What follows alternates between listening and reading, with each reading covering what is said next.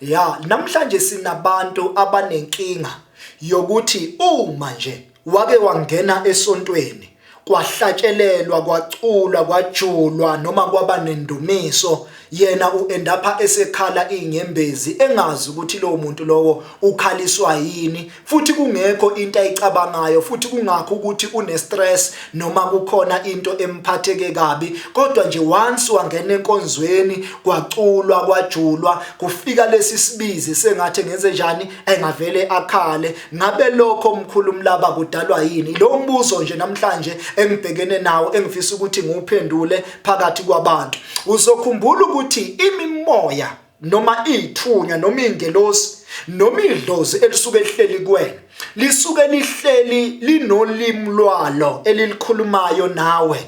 Yingakho uma ungena emasontweni aseZayoni uzothola ukuthi masebevuka umoya oMkhulu Mlaba basho Itwish 14 Livertem 2Z number stage 12 light, izinto lezo esuke sikhuluma ngazo nezithunywa zethu, sikhuluma nazo nengelozi zethu. Uma uya lapha esontweni elithize lisindisiwe uzwa besho okharananda okhabosha lala nanda abantu abasha, yabona izinto lezo eziyizilimi. Ilimi lezo uma usuku ukhuluma nazo noma ukhuluma ngazo usuku ukhuluma ngengelosi. Uma mina ngisesontweni ngikhuluma ngezilimi ngithi Itwish athi omunye Wanderlord Livertem 2Z 12 final standard, lapho siconnecta ngezilimi thina sobabili, thina esikhuluma ngezilimi siyazwana ukuthi sithini. Kodwa wena muntu ongakafinyeleli kulezinga lemoya, imoya yakho engakalungiseki, imoya yakho engakachumi, awusizwa ukuthi sithini, awi-understand i-language yethu, futhi awukwazi ukuyizwa ngoba awukafiki kulento yokuthi wena usuphothulile umsebenzi, wafika ezingeni lezithunywa, waze wagogoda, wagqoka ijazi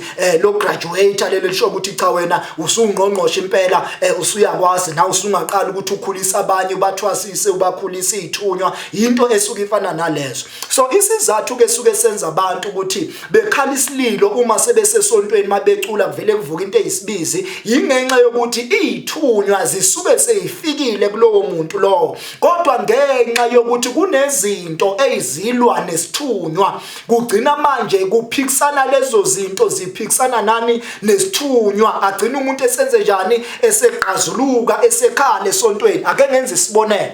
Uma wena usuwehlelwe ingelosi, wehlelwa isithunywa, uma sesifikile isithunywa kuwe, sifike sikutshele ngomuntu noma sikutshele ukuthi kule ndawo kuyona kwenzakalani, but the issue la ukuthi wena awu understand ukuthi i-language yalesi sithunywa sithini. Ngalesikhathi sikhuluma nawe awuzwa wena, but isuke sikhuluma but awuzwa ukuthi sithini. Masukhala ingenxa yokuthi manje ufuna ukukhipha lento but awazi uzoyikhipha uthini, awazi uzothi kwenzakalani, because i-language inkulumo oyitshelwa isithunywa awuzizwa, ngesizathu sokuthi awukafundiseki ngezithunywa noma awukafiki esigabeni sokuthi izithunywa zakho ukwazi ukuzizwa ukuthi njengamanje ziprofeta nangu ubaba ubani, uthi ubaba ubani unenkinga ethize nethize nethize nethize. Ngalesikhathi izithunywa kuwe zikhuluma ungaluzwa ulimi lwazo, ila ugcina usucindezeleka khona. Yizo nawe labanje ugcina usuwenze njani, usuqubuka manje, usukhala, ukhaliswa ukuthi uyacindezela, iyakhuluma lento kodwa ngizwa. Yingakho omunye ngakubuza ukuthi ubukhalelana esontweni, ayikho impendulo ongayisho ngoba kubuhlungu indawo futhi awazi ukuthi ubudonsani, kodwa into ongayisho nje ungathi kuvele kwathi nje angikhali. Why?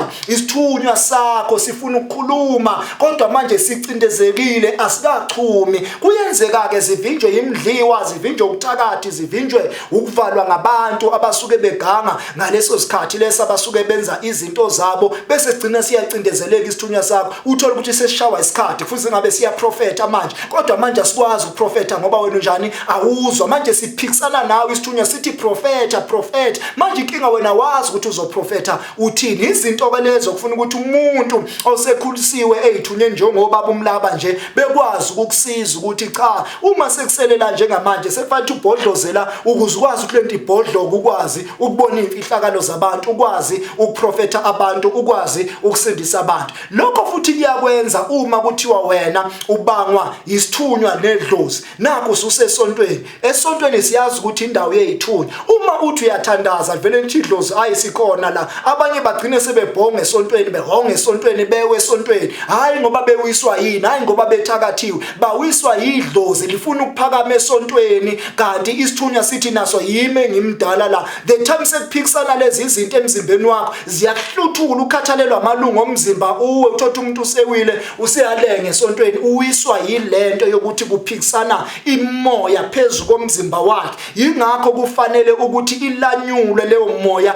iyenzeke ibe ngokuthula, ibambisane egazini lomuntu, ingalwi, ngoba umuntu obangwa imoya uthola ukuthi emahlombe uyasinda, ukhathalelwa amalungu omzimba, akalali kahle. Uma isithunywa simlethela amaphupho ebusuku, uvuke eksene sekhohliwe ngoba idlozi lifike lwahlwithe ngoba nalo lifuna ukuyiveza. Uma kusenaleyo mbango empilweni yakho wesithunywa nedlozi, awukwazi ukuya phambili nezinto zakho zemoya, kodwa kudingeka ukuthi iqale kulanyulwe lempi, iqala ikhothame, izwane, ukuze uzohamba kahle ngendima yakho yemoya, nezithunywa zakho zizokwazi ukuthi ikhuluma. Kodwa okukhulu kakhulu besikhuluma ukuthi yini lento ekhalisa umuntu uma ethi uyathandaza noma ethi ungena esontweni bese egcine sekhala inyembezi. Ingenxa ukuthi isithunywa sakho suke sesiphezulu sesikhuluma, kodwa uthola ukuthi kuwena asikaqhumi noma asikaphefumuli ngenxa ukuthi sivalelekile, ngenxa yokuthi asikwazi ukukhuluma sikhulume kuwena ngezathu ezithize